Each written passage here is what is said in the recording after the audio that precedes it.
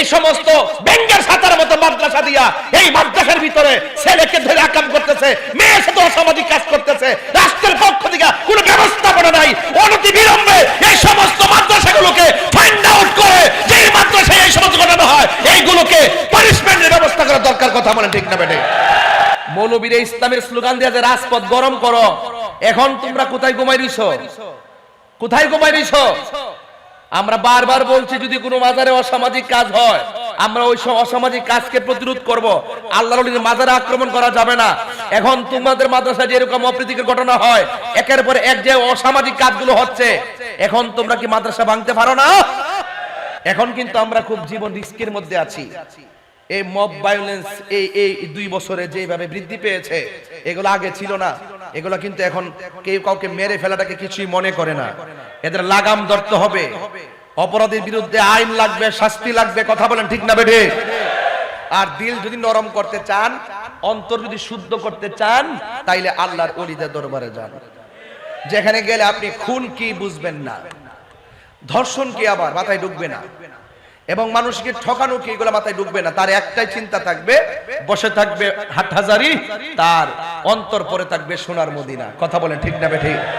11 বছরের বাচ্চাকে অপ্রীতিকর ঘটনার মাধ্যমে তার পেটে 7 মাসের বাচ্চা, সে অন্তঃসত্ত্বা, নাউজুবিল্লাহ, এই যে এত বড় জঘন্য কাজ করছে। অনেকে বলে আল্লাহর মাজারে গান হয়, শরীয়ত বিরোধী কাজ হয়, এই জন্য আমরা যাই এটা ভাঙতাম। মাজার ভাঙ্গে এমুকে খারাপ অমুকে খারাপ, এখানে গান হয়, এখানে অসামাজিক কাজ হয়, মাজার ভাঙতে যায়। আর তোমরা মাদ্রাসার ভিতরে যে হুজুর যে এত বড় জঘন্য কাজ, একের উপর একটা নতুন না, সেই ওই ইতিহাস স্বাধীনতার আগে থেকে যে এরকম আকাম কুকাম চলতেছে, কই এখন তোমরা ওই মাদ্রাসা ভাঙতে যাইতে পারো না? এখন ঘুমাই রইছো কেন? মৌলবীরা ইসলামের স্লোগান দিয়ে যে রাজপথ গরম করো, এখন তোমরা কোথায় ঘুমাই রইছো? কোথায় ঘুমাই দিছো? আমরা বারবার বলছি যদি কোনো মাজারে অসামাজিক কাজ হয় আমরা ওই অসামাজিক কাজকে প্রতিরোধ করব। আল্লাহর ওলির মাজারে আক্রমণ করা যাবে না। এখন তোমাদের মাদ্রাসায় যেরকম অপ্রীতিকর ঘটনা হয়, একের পর এক যে অসামাজিক কাজগুলো হচ্ছে, এখন তোমরা কি মাদ্রাসা ভাঙতে পারো না? এরার ইতিহাস জাতি এখন দেখতেছে, সিসি দিতেছে, লজ্জা মুখ দেখাইতে পারেন এই সমস্ত কুলাঙ্গার গোলার কারণে। কথা বলেন ঠিক না বেটি? আবার অনেকে দালালিও করা শুরু করছে। ভাগ্য ভালো যে ডাক্তারটা ম্যাডামটা কি সুন্দর স্টেটমেন্টটা দিছে, এই হুজুরটার কথা কইছে, নাইলে তো মামলা এখনো তো চেষ্টা করতেছে টাকা টোকা দিয়া, ওই বাদী পক্ষকে হুমকি টুমকি দিয়া এটাকে দাফন করে দেওয়ার জন্য। দাফন করার সুযোগ নাই। অপরাধী যে হবে তাকে অফকোর্স আইনের আওতায় আনতে হবে। কথা বলেন ঠিক না বেঠে? আর দর্শকের পক্ষে যারা যে আইনজীবী ফাইল ডিল করবে, ওই আইনজীবীর বিরুদ্ধে অবস্থান নিতে হবে। কথা বলুন ঠিক না বেটে? এই জন্য আপনাদেরকে বলবো সতর্ক থাকবেন। ছেলে মেয়ে কোথায় পড়াবেন আল্লাহর রাস্তায় চিন্তা ভাবনা করে পড়াবেন। এদের কাছে ছেলে অনিরাপদ নাই, এদের কাছে মেয়ে অনিরাপদ নাই। আরে কুত্তাও তো একটা ভাদ্র মাসে কার্তিক মাসে যখন কুত্তাও যখন পাগল হয়, তখন তো কুত্তা ওই বড় কুত্তা দেখে, ছোট বাচ্চারা সে কিন্তু টাচ করে না। কথা কোন ঠিক না বেটে? এরা তো কুত্তার চাইতে আরো অদম হয়ে গেছে। কথা বলে ঠিক না বেটে? জুতা দিয়া বাইরে ফাটাই দেওয়ার দরকার। এই সমস্ত বেঙ্গের ছাতার মতো মাদ্রাসা দিয়া এই মাদ্রাসার ভিতরে ছেলেকে ধরে আকাম করতেছে, মেয়ের সাথে অসামাজিক কাজ করতেছে, রাষ্ট্রের পক্ষ থেকে কোনো ব্যবস্থাপনা নাই। অনতি বিলম্বে এই সমস্ত মাদ্রাসাগুলোকে ফাইন্ড আউট করে যেই মাদ্রাসায় এই সমস্ত ঘটনা হয় এইগুলোকে পানিশমেন্টের ব্যবস্থা করা দরকার। কথা বলেন ঠিক না বেটে? আমার কথা পরিষ্কার, আমার কথার মধ্যে কোনো ভাগ যোগ্য নাই। কে কি কইব না বলবে এটা শোনার টাইম তাহেরিন নাই, এটা পরিষ্কার কথাই। আবার সরকার দেখি যে আইসা আসছে ভালো, কিছু কিছু মন্ত্রী বসাইছে, কয় প্রাইমারি স্কুলে ধর্মীয় শিক্ষক নিয়োগ দেওয়া হবে কওমি মাদ্রাসা থেকে, তাদের এলেম খুব বালা। এটা কি বৈষম্য না? আর কথা বৈষম্য কিনা বলেন? আর এই কথা কন্যা কি লাগা? আমরা দল হলে কি হয়েছে? আপনি তো সবার উদ্দেশ্যে রাজনীতি করবেন, যে বলে তার কইতেই।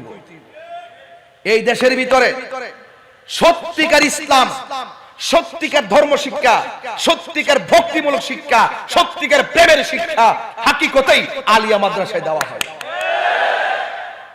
এখন ওই মাদ্রাসার ভিতরে কিছু আবিস ঢুকছে, নিবন্ধন আইছে, এখন আর আকীদা যাচাই বাছার সুযোগ নাই।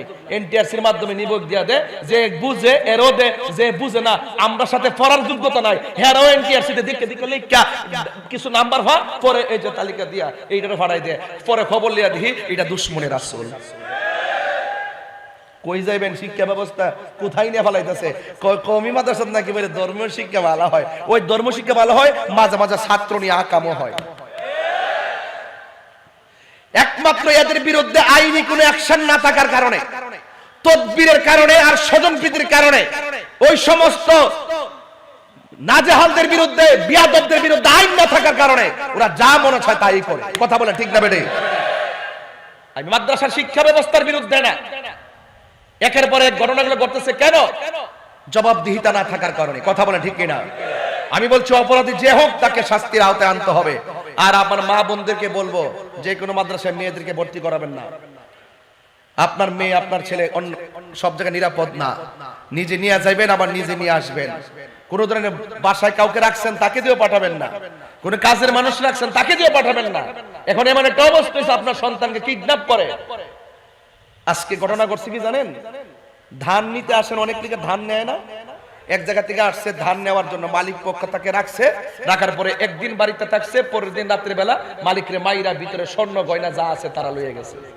এখন বিশ্বাস করবেন কাকে? এখন কিন্তু আমরা খুব জীবন রিস্কের মধ্যে আছি। এই মব ভায়োলেন্স এই 2 বছরে যেভাবে বৃদ্ধি পেয়েছে, এগুলো আগে ছিল না। এগুলো কিন্তু এখন কেউ কাউকে মেরে ফেলাটাকে কিছুই মনে করে না। এদের লাগাম ধরতে হবে, অপরাধীর বিরুদ্ধে আইন লাগবে, শাস্তি লাগবে। কথা বলেন ঠিক না বেঠে? আর দিল যদি নরম করতে চান, অন্তর যদি শুদ্ধ করতে চান, তাইলে আল্লাহর ওলিদের দরবারে যান।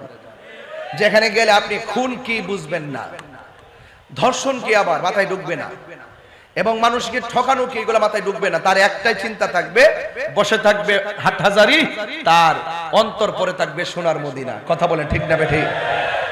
আল্লাহর ওলিদের দরবারে খাজা গরিবে নওয়াজ, তিনি এই ভারতবর্ষে এসেছিলেন বলেই তো এই জায়গা আলোকিত। কথা বলেন না কেন? আজকে আমরা খাজার বাবার শান যখন গাই, তখন তারা গাজা বাবা বলে। নাউজুবিল্লাহ কর না কেন?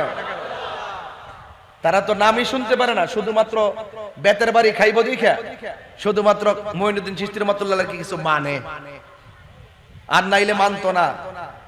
ওরা দেখছেন না আমার নবী পাক সাল্লাল্লাহু আলাইহি ওয়াসাল্লামের রওজা মুবারক পর্যন্ত ভেঙ্গে দেওয়ার ব্যাপারে গোপনে গোপনে ষড়যন্ত্র করে। আবার কি বলে জানেন? কয় এটা স্পষ্টতার জায়গা, নাইলে এটাও ভেঙ্গে ফেলা হতো। কত বড় বিয়াদব দেখছেন? এদের সাথে ইসলামের এবং সমাজের কোনো সম্পর্ক। মাথায় রাখবেন, যা বলছি মাথায় রাখবেন। এখন হুজুররা ঘুমাই গেছে গা, সিয়ার ভাইছে না, বেহেশতের টিকিট বেচছে মোটামুটি একবারে শুদ্ধ হয়ে গেছে। এখন আর সংসদ 2 মাস 14 দিন গেছে ভাই, একটা লোক কথা কয় না, শুধুমাত্র কেমনে ক্ষমতাটা একটু বাড়াইতে পারবো মৌলবীটি, খালি সেই প্রসেসিং এ ব্যস্ত আছে। তবে মনে রাখো, 1 মাকে শীত যায় না। কথা কি সঠিক না বেঠিক বলেন? আহলে সুন্নাত ওয়াল জামাতের 65% কে মাইনাস ফর্মুলা রাখা তোমরা মনে করতেছো তোমরা তেল মাথা তেল দিয়া বেশি দিন টেকসই হয়ে যাইবা। আল্লাহর ধরা কিন্তু নরম না, খুদাই গজব না ইমাইব। কারণ কেন? তোমরা 2 বছরের ভিতরে 97টা মাজার ভাঙছো। আল্লাহর গজব আসবে। মান আদালি ওয়ালিয়ান ফাকাদ আযানতুহু বিল হারবে। যারা ওলি আল্লাহর বিরুদ্ধে অবস্থান নেয় তাদের উপরে খুদাই গজব পড়ে। আসতেছে কেবল খেতেরিটা খেত ভাঙবে ইনশাআল্লাহ, আমি দেখে যাব। খাজা গরিবে নওয়াজের আব্বার নাম কি মনে আছে আপনাদের? মোহাম্মদ গিয়াসউদ্দিন। আমার নামটা কি? তাহলে আমার আম্মা খুব বুদ্ধির নামটা রাখছে না? আলহামদুলিল্লাহ। কোন কি লাগে একটা তাবাররুক তো আছে, তাকাসসুস যেহেতু আমি গিয়াসউদ্দিন, একটা হিসাব নিকাশ তো তা আমি যার বাস করতেছি, যদি ওনার আব্বাজানকে স্মরণ না করি এটা হক আদায় হবে না। সিন্নি খাইলা কার দ্বারা মোল্লা চিনলা না। হ্যাঁ, গাছের গোড়ায় আপনি সন্তান এলএলবি পাস করতে পারেন, আপনি আইনজীবী হতে পারেন, আপনার বাবা কৃষক হতে পারে, কিন্তু আপনার কাছে আপনার বাবা অনেক সম্মানী। কথা বলে ঠিক না বেটে? আমার পরিষ্কার কথা আর কি, এই জন্য আমি স্মরণ করলাম। অবশ্যই তিনি মাদার জাতুলি, অবশ্যই সম্মান, কিন্তু বাবাকে তো মনে রাখতে হবে। বাবার নাম হলো হযরত গিয়াসউদ্দিন রহমাতুল্লাহ আলাইহি। ওনার আম্মা জান হলো উম্মুল ওয়ারা। উম্মুল ওয়ারা, আল্লাহু আকবার বলবেন না? ওনার আব্বা আম্মা দুনিয়ার থেকে বিদায় হয়ে গেছে। আচ্ছা, বাবা মা যার থাকে না, সংসারে হাল ধরতে হয় কি হয় না? যত কিছু আমরা যেভাবে আগে ঘুরছি, মনে মনে ভাবছি যে আব্বা বাজার করে নিয়ে আসবো, আমাদের টেনশন। আর বাবা যখন চলে যায় তখন মনে মনে ভাবতেছি, আরে ঘরে বলি যে কি কি নাই একটা তালিকা লিখে দাও। এত বড় তালিকা লিখে দে, দোকান দিকে যাইয়া বস্তা বইরে আইন না। যখন একদিন আনি তখন ক্লান্ত হয়ে যায়, পরের দিন একটা ছেলে ভাড়াই দেই, আরেকদিন দোকানদারে ফোন দিয়া যায়, আরেকজনকে পাঠায়। আর আমার বাপে তো এগুলা প্রতিদিন হাতে কইরা গেছে।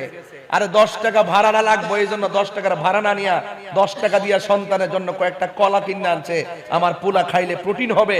এভাবে হাতের মধ্যে 2 হাতে ধরে ব্যাগ নিয়া আমার বাপ বাজার করে আইন না আমাদেরকে মানুষ করছে। এটা কি ভুললে গেলে চলবো? আর এটা বললে কি আমার লজ্জার কোনো ব্যাপার আছে? মা কি জিনিস? মা কইছে ফুত তোর আব্বা তো খাইছে না, তোর আব্বারে লইয়া খামু। অথচ ফুতাইত্রে পেট ভইরা ভাত খাওয়াইছে, ছেলে মেয়েগুলাকে পেট ভইরা ভাত খাওয়াইছে। খবর নিয়ে দেখলাম পাতিলের ভিতরে আর খাবার। এটার নাম মা বাপ। এই জন্য আমি মা বাপকে স্মরণ করলাম। আলহামদুলিল্লাহ, জোরে কর। বাবা মা যখন চলে গেছে, সংসারের হাল তো ধরতে হয়। কিছু জমি জামা ছিল, হযরতে মুঈনুদ্দিন চিশতি রহমাতুল্লাহ আলাইহি ওই বাগানের মধ্যে গিয়ে পরিচর্যা করতেছেন, আর যা হয়, যা উৎপাদন হয় তা দিয়া সংসারটা চালায়। একদিন যখন তিনি গেলেন বাগানে, যাওয়ার পরে একটা দরবেশ আসলেন। দরবেশ আসার পরে তখন দরবেশের চেহারার দিকে তাকিয়ে হযরতে মুঈনুদ্দিন চিশতি রহমাতুল্লাহ আলাইহি বাগান থেকে কিছু ফল দিয়ে ওনাকে মেহমানদারি করলেন।